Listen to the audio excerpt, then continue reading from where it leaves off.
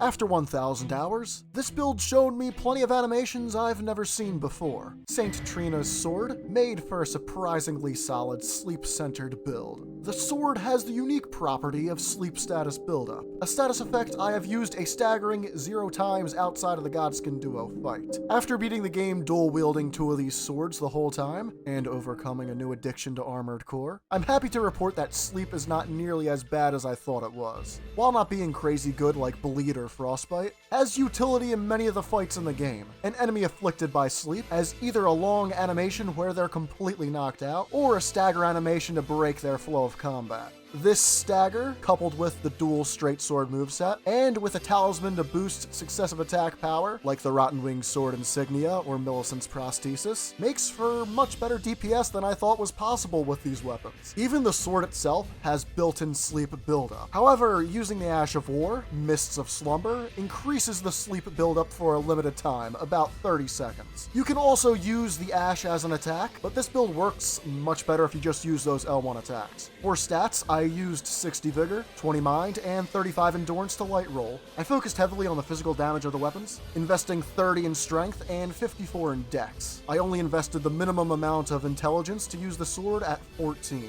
This yielded a really solid attack rating of 535 for each sword, which was more than enough for the fast dual straight sword moveset it was accompanied by. To anyone who wants to try out a new status effect, use the brilliant dual straight sword moveset, or stun lock the max New Game Plus Godskin duo without poise breaking them, I would highly recommend giving this build a try. This is honestly the most sleep I've seen since freshman year when I screwed up my sleep schedule, beyond repair by playing Civilization 5 and studying far too late into the night. Also, pro tip, studying in the morning while being well rested is infinitely better than depriving yourself of sleep. That's a fact I wish I learned much, much earlier in my college career.